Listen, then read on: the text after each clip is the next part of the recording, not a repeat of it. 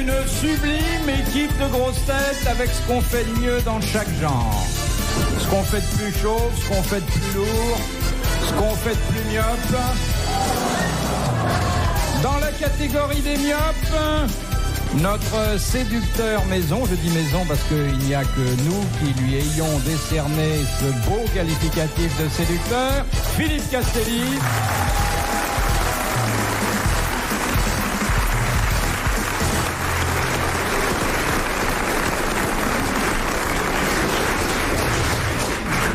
Dans la catégorie des chauves précoces, mais chez lui, tout le lait, le talent également. Oh, merci. Gérard Jugnot.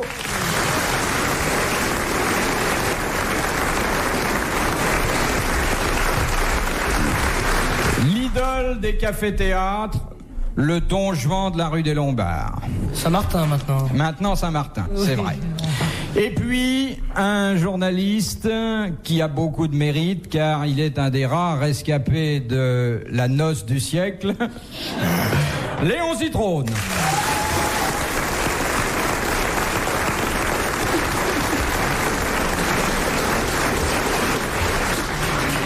Et puis celui qui a tout pour lui, je veux dire, il a des cheveux, il est beau, il est svelte, il a du comique, de la culture et plein de modestie, Jacques Martin.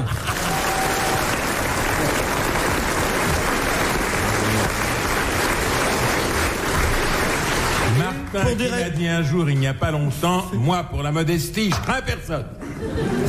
Mon cher Philippe, c'est la première fois qu'avant de débuter une émission... Employer débuter dans son sens intransitif. Pardon ? Qu'avant de débuter une émission... Non. Qu'avant de débuter... Commencer une émission. On débute rien. On peut débuter dans la vie, mais on débute pas quelque chose. Je débute. Et on peut débuter ce qu'on veut. Qu'avant de commencer une émission, j'élève une protestation toute déontologique. En effet, il apparaît que cette émission qui avait jusque-là une tenue la paire, observons-nous, je vous prie, vous-même en jupe-culotte rose, notre ami Castelli qui est en train d'inspecter soigneusement sa toison. Il n'y en a pas. C'est pour ça qu'il inspecte soigneusement. Et comble des combles, notre maître à tous, monsieur Léon Zitrone, qui participe à une émission sans chaussettes. C'est vrai. La remarque est très juste, monsieur Martin, mais il se trouve qu'avec la bouteille que j'ai, je n'ai pas besoin de chaussettes pour me mettre au micro. J'ai rien compris. Moi non plus. Monsieur Zitrone, je rentre de vacances à l'instant même. Oui, je dis pas le contraire, mais ça peut incommoder Philippe Bouvard, qui est très près du sol, comme chacun le sait.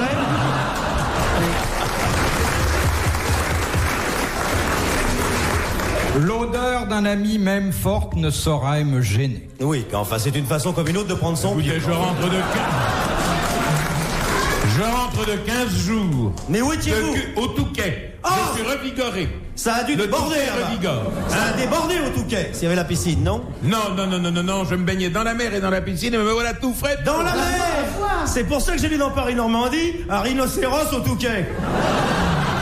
Il se baigne dans la mer et dans la piscine en même temps. Non, pas en même temps, l'une après l'autre. Ah oui. Oui. Mais vous étiez à l'hôtel, là-bas? J'étais à l'hôtel, mais ne me faites pas dire lequel parce que je ne vous le dirai pas. Non, mais quelle chambre? Léon Zitrone, chambre 117, 118, 119, 120, 121, 122? Une suite? 344. Ah, très bien. Avec la famille? Avec ma femme. Ah bon, avec votre maîtresse? Une de vos admiratrices. Avec votre maîtresse, c'est fini maintenant. Ça n'a jamais commencé. C'est comme cette émission. Est-ce que vous avez bien dragué au Touquet? Absolument pas. Au Touquet, je me suis reposé, je me suis refait une santé. J'ai couru sur la plage. Ah, si vous aviez été là, vous auriez couru avec moi. Et en maillot de bain, on a des photos de Zitrone en maillot de bain? Oui.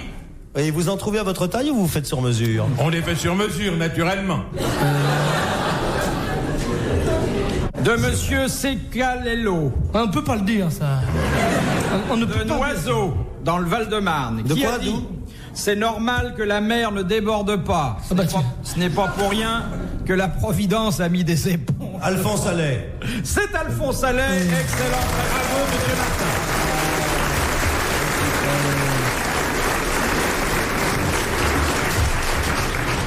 De Madame Doucet d'Arpajon, qui a dit: On se fait dans le journalisme des amis de 2 heures et des ennemis de 20 ans. Janson. Non. T'es un journaliste? Il avait fait du journalisme, enfin, c'est pas son principal Beck. Et c'était un homme politique? Non. Non. Il est mort.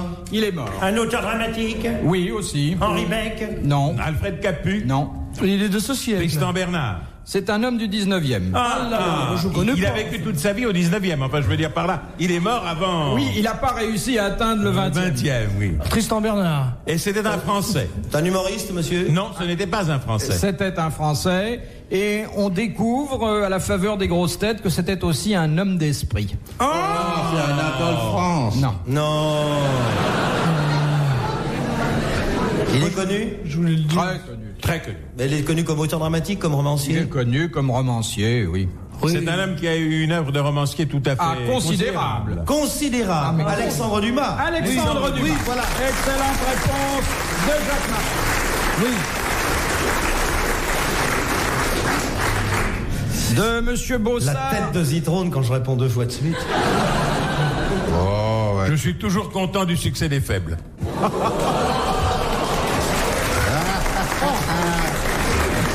On a beau dire, mais le Non, Touquet, ça vous refait un homme. Le Touquet, ça vous refait un homme. Ah oui. C'est vrai. Et puis... Il y a 30 ans que je vous avais pas vu comme ça. Non, je dois dire Aussi que gros, non. Il a j'ai bien un profité. fond de tendresse pour Jacques. Oui. Et moi j'adore Léon.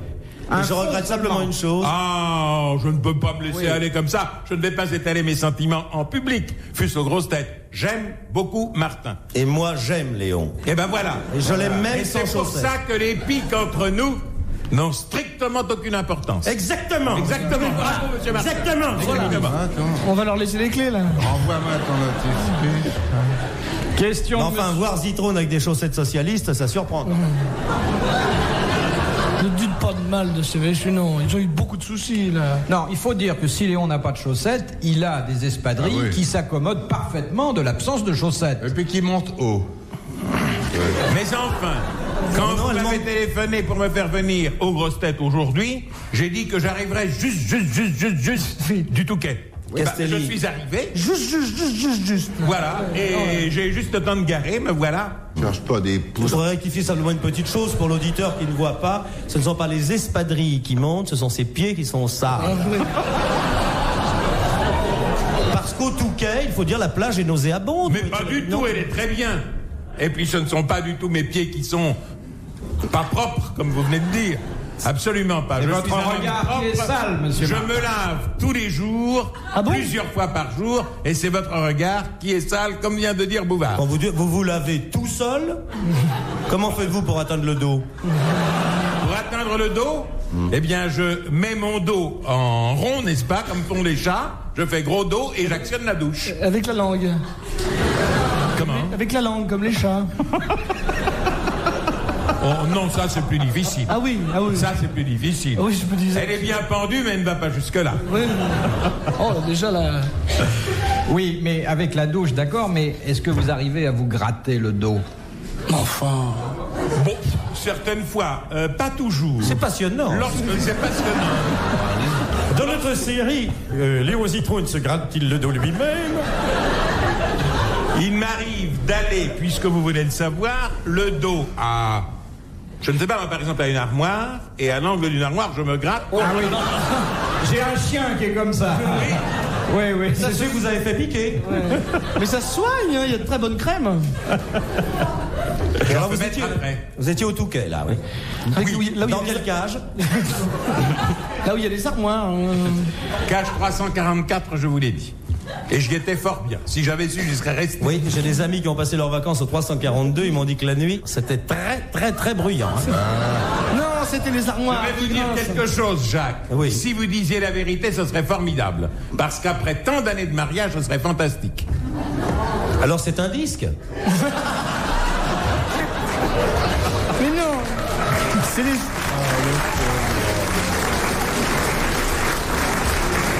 C'est Et les s'il armoires. gratte un peu, c'est que nous l'avons enregistré il y a une vingtaine d'années. Alors à force de le repasser.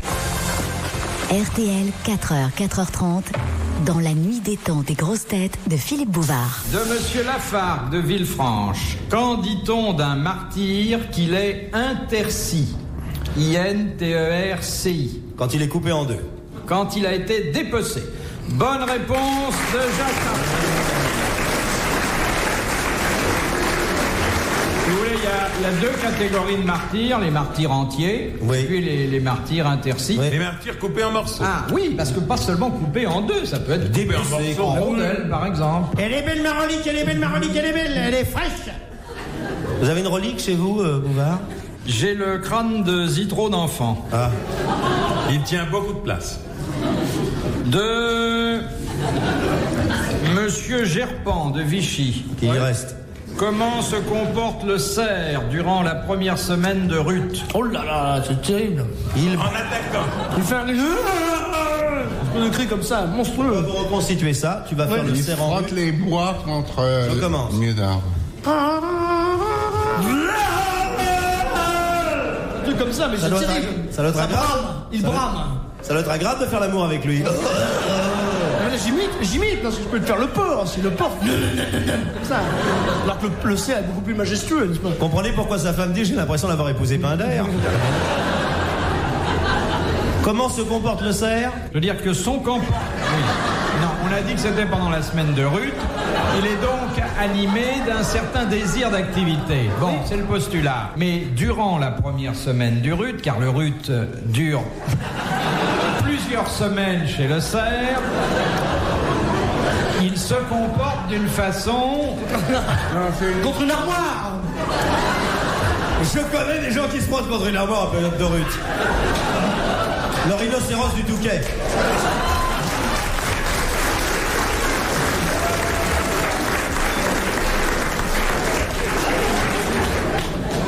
Non, c'est le pédigré. Il y a quelque chose dans le pédigré. Non. Ah, vous appelez ça comme ça? Mais il est fou. Sors, va te détendre un peu là. Il fait très chaud. Hein. Non, en fait... Il se frotte les cornes contre les arbres. Non, en fait, la première semaine du Ruth est la semaine la plus active, si l'on peut dire. Non.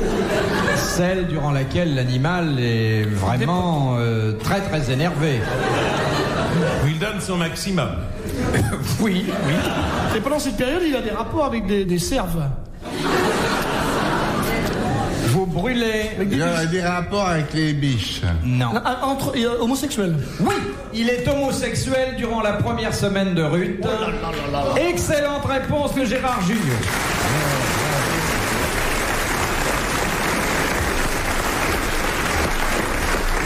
Alors, il y en a une erreur, parce que tu ne nous as pas fait tout à l'heure. Le brame du cerf homosexuel. Je te le fais.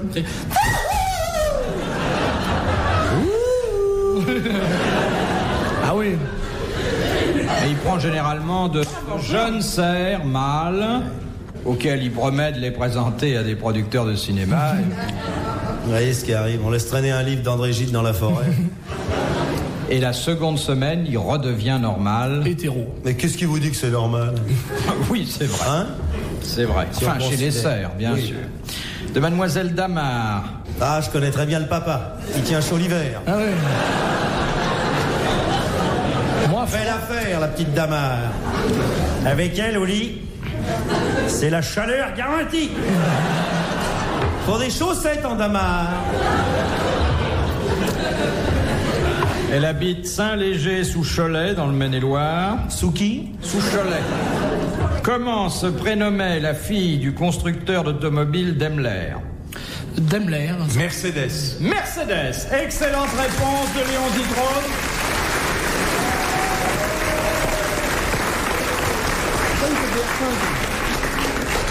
J'ai failli dire R5. Un joli prénom.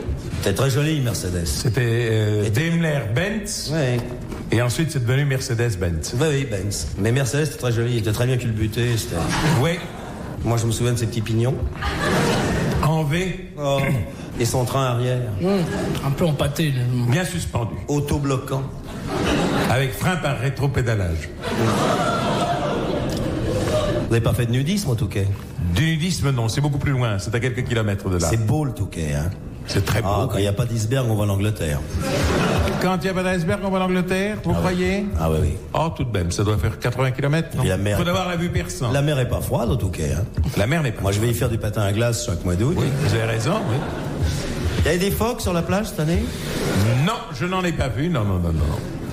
Il a fait un teint admirable. Ah oui, il y a toujours les igloos pour se déshabiller?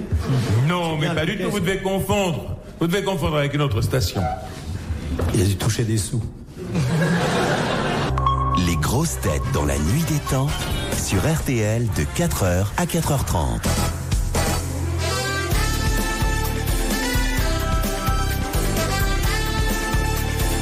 Dernier rendez-vous pour ces grosses têtes dans la nuit des temps avec, pour aujourd'hui, Philippe Bouvard et Philippe Castelli, Gérard Jugnot, Léon Zitrone et Jacques Martin. De Madame Tourte de Mérignac dans la Gironde. Je suis bien content, j'y vais la semaine prochaine.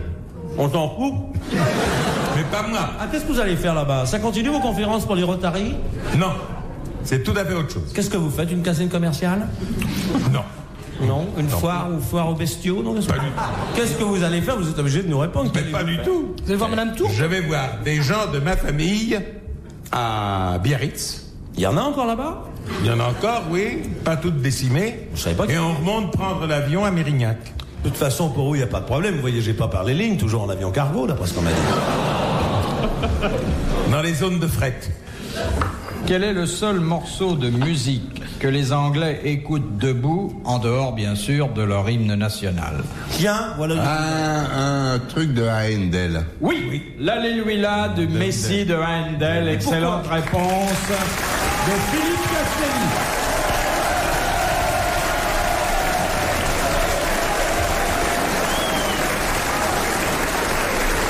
Il est beau quand il salue, hein? Il est beau. Et Monsieur Castelli, qui est un très bel organe, va se faire un plaisir de vous interpréter le début de l'Alléluia. Ah mince. Non, c'est pas mince, c'est Alléluia. Alléluia, Alléluia, Alléluia, Alléluia, Alléluia, Alléluia, Alléluia.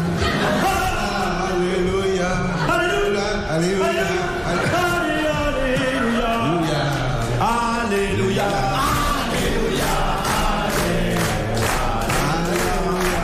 Alléluia, Alléluia.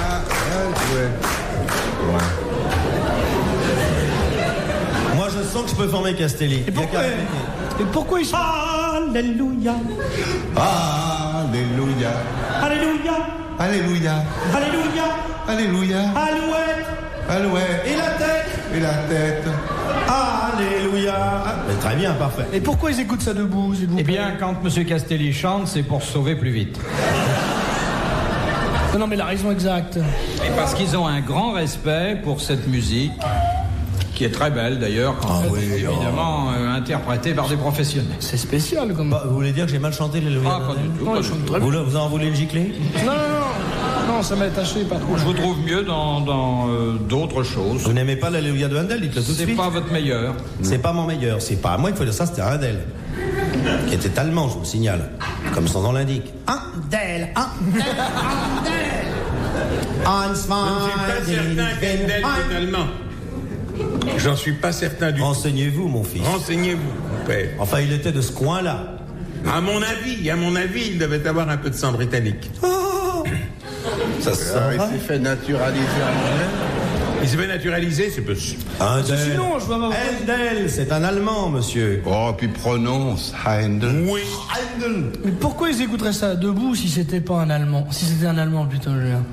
Faut que ce soit un Anglais, sinon. Non, si c'est beau, la musique n'a pas de nationalité. Ah, Mais à ce moment-là, moi, je me lève pour Beethoven, à ce moment-là. C'est pas la peine de se lever quand Beethoven, puisqu'il est sourd. Oui, c'est vrai que Beethoven était sourd, mais il n'était pas aveugle. Hein. T'es pas aveugle. Alors là, t'as dit une grosse bêtise, mon Jaco. Et Goya aussi était sourd. C'était de l'humour. Goya, Beethoven était tellement sourd que toute sa vie, il a cru qu'il faisait de la peinture, alors. Oui. C'est pour ça que ces symphonies sont répétitives, parce qu'il n'entendait pas.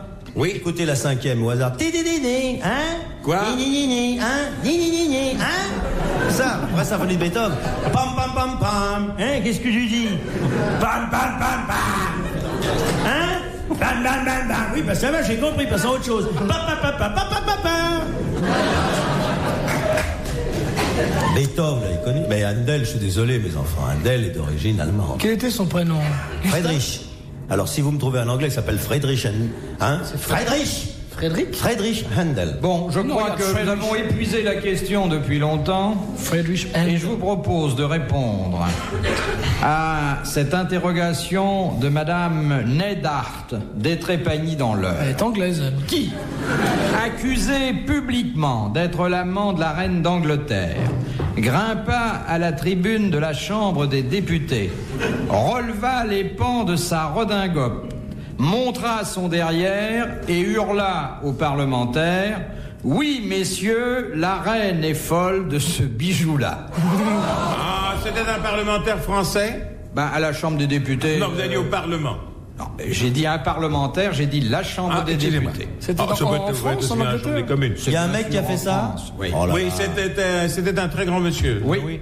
Oui, est-ce que ce n'était pas Clémenceau, par exemple? C'était Clémenceau. Excellente réponse de Léon Dubois. À quoi il a grimpé où? J'ai pas compris. Il est monté à la tribune. Il était marrant, Clémenceau. Mais bien sûr. Le père la victoire. Mais bien sûr. Ah oui, mais c'était avant. Bah, il a peut-être montré. Est-ce qu'on peut se livrer une expérience pour voir si l'un d'entre nous serait capable de faire la même chose? Léon, est-ce vrai que la reine d'Angleterre est amoureuse de vous? Exécution.